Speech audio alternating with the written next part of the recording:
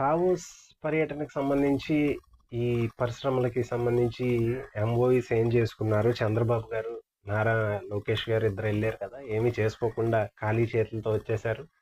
ఎందుకు వెళ్ళారు? జగన్ రెడ్డి గారు 1,00,00,000 ఎంఓఈస్ చేసుకుని వచ్చాడని చెప్పి కొంతమంది మాట్లాడుతున్నారు. దాంట్లో ఆంధ్ర పాడ్కాస్టర్ ఏదో పేరు ఉంది అతనిది. ఆంధ్ర పాడ్కాస్టర్ ఏదో ఉంటుంది. అతను ఈ మధ్య 2 వీడియోస్ అయ్యే చూశాను. వాళ్ళ ఫ్యామిలీని టీడీపీ వాళ్ళు ఏదో టార్చర్ చేస్తున్నారు, కావాలని టార్గెట్ చేస్తున్నారు ఏదో అని చెప్పి అంటూ ఒక వీడియో ఏదో చూశాను. అంటే అతని గురించి నేను ఎక్కువగా మాట్లాడలేదు ఎప్పుడు, కానీ అంటే ఎందుకు మాట్లాడడానికి ఇష్టపడినంటే ఇలాంటి వ్యక్తుల గురించి ఇప్పుడు డైరెక్ట్గా యుద్ధం చేస్తున్నారు అనుకోండి. ఇప్పుడు నేనున్న జనసేన పార్టీ తరఫున అంటే పార్టీ కార్యకర్తగా కాకపోయినా ఆ పార్టీ మీద అభిమానంతో ఏదో మాట్లాడుతుంటాను. నా ఇండివిజువల్గా నేను పార్టీ కార్యకర్తగా కూడా మాట్లాడట్లేదు, ఎందుకంటే మళ్ళీ పార్టీకి ఇబ్బంది అవుతుంది అని చెప్పి కొన్నిసార్లు నేను టీడీపీకి వ్యతిరేకంగా మాట్లాడుతూ ఉంటాను, నాకు నచ్చకపోతే. అందుకని నేను పార్టీ కార్యకర్తగా కూడా చెప్పుకోవట్లేదు, కానీ ఆ పార్టీ అంటే నాకు ఇష్టం కాబట్టి దానికి సపోర్ట్గా మాట్లాడతాను. సో డైరెక్ట్గా చెప్తున్నాను. అతను అలా చెప్పడం, నేను న్యూట్రల్ పర్సన్ అని, నేను ఇన్ఫ్లుయెన్సర్ని అని చెప్తూ ఉంటాడు. ఎవరు ఆంధ్ర పాడ్కాస్టర్ ఏదో పేరు ఉందా, న్యూట్రల్ పర్సన్ అంటాడు, కానీ ముసుగు ఏమో జగన్ రెడ్డి గారు ముసుగు వేసుకుని ఆ పార్టీకి సపోర్ట్గా మాట్లాడుతుంటాడు. అంటే ధైర్యంగా చెప్పుకోలేడు పబ్లిక్గా. ఇంకా అలాంటి వ్యక్తుల గురించి మాట్లాడే ఉపయోగం ఏంటి? ఇతను ఒకడు ఆంధ్ర పాడ్కాస్టర్ అని చెప్పేసి, తర్వాత సాయి జర్నలిస్ట్ అని చెప్పుకుంటూ ఉంటాడు, తర్వాత ప్రసాద్ కేఎస్ ప్రసాద్ అని, లేకపోతే ఇంకొకడు దాసరి విజ్ఞాన ఏదో సినిమాల గురించి ఎక్కువ మాట్లాడుతూ ఉంటాడు ఆడొకడు. వీళ్ళందరూ ఒక టైప్ ఆఫ్ బ్యాచ్ ఇది. అలాంటి వాళ్ళ గురించి పట్టించుకోవాలంటే నేను పట్టించుకోను, ఎందుకంటే డైరెక్ట్గా యుద్ధం చేసే వాళ్ళతో చేయాలి, కానీ అటువంటి పనికిమాలినలతోటి బ్రోకర్ పనులు చేసే వాళ్ళతో యుద్ధం చేసే ఉపయోగం ఏముంది? టైం వేస్ట్ కదా. కాకపోతే ఈ వీడియో ఎందుకు చేస్తున్నానంటే అప్పుడప్పుడు కనీసం మాట్లాడాలని చేస్తున్నాను. అది కాక అతను ఇన్వెస్ట్మెంట్స్ గురించి, ఆ ఎంఓఎస్ ఏదైతే చేసుకున్నారో ఆ ఎంఓఎస్ గురించి జగన్ రెడ్డి గారు 1,00,00,000 కోట్లు చేసేసాడు, చంద్రబాబు గారు ఏం చేయలేదు, ఆయన నెట్వర్కింగ్ అంటున్నాడు, అంత దూరం వెళ్ళి నెట్వర్కింగ్ చేసుకుని వస్తారా, ఇన్వెస్ట్మెంట్ తీసుకురావాలి కదా అని చెప్పి అతను మాట్లాడాడు. దాని గురించి మాట్లాడదామని మాత్రం ఈ వీడియో చేస్తున్నా. ఇప్పుడు అంటే తావోస్లో ఏం జరుగుతుంది అక్కడ డీటెయిల్గా అయితే నాకు తెలియదు.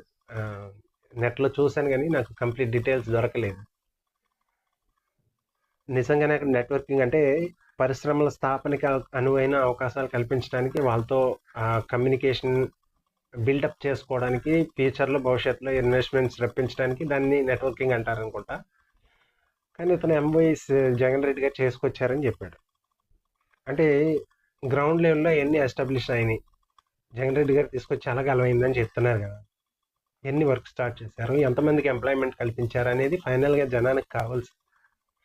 నేను పేపర్ మీద 10 లక్షల కోట్లు 30 లక్షల కోట్లు వాళ్ళు చాలా చెప్పారు. వైజాగ్లో ఏదో పెట్టామన్నారు, 30 లక్షల కోట్లు అంతా చెప్పారనుకుంటా నాకు తెలుసు.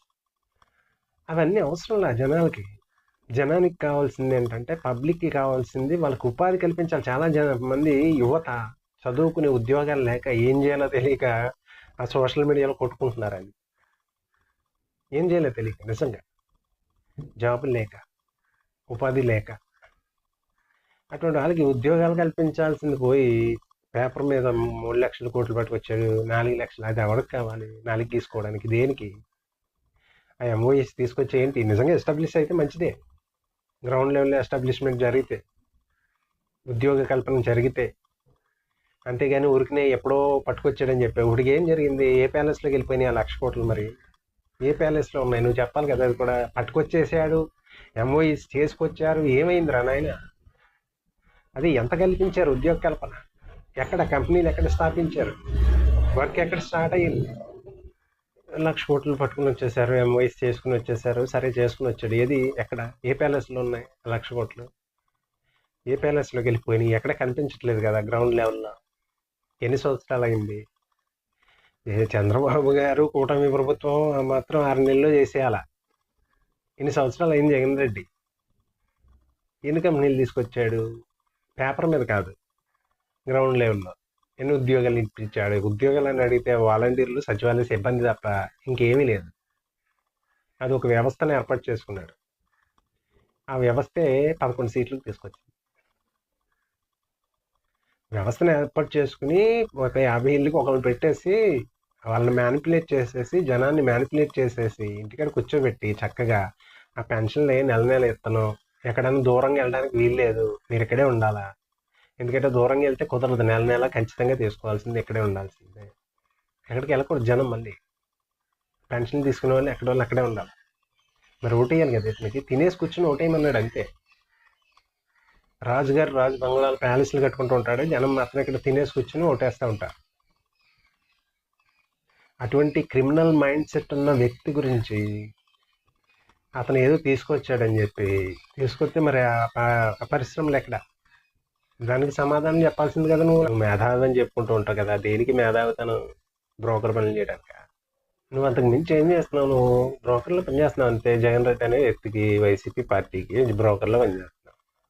దానికి నేను మేధావిని, నేను న్యూట్రల్, నువ్వు న్యూట్రల్లో కాదు, నువ్వేంటో చూసే జనానికి తెలియదు. పిచ్చోళ్ళు అనుకుంటున్నావు ఏంటి అందరూ? నువ్వేంటో తెలియని అంత పిచ్చోళ్ళకి కనిపిస్తున్నారు జనం అన్న. మాట్లాడరు అంతే, వాళ్ళకి పనే ఉంది. నీలాగా అందరూ మాట్లాడరు కదా. నీకంటే బ్రోకర్లో పనిచేయడానికి అవసరం కాబట్టి నువ్వు మాట్లాడుతున్నావు. అందరికీ పనే లే, వాళ్ళ పనులు వాళ్ళు చేసుకుంటూ ఉంటారు. ఇలా అందరూ వచ్చి ఇలా యూట్యూబ్లో కూర్చుని, సోషల్ మీడియాలో కూర్చుని మాట్లాడరు. టైం వచ్చినప్పుడు ఓటేస్తారు అంతే.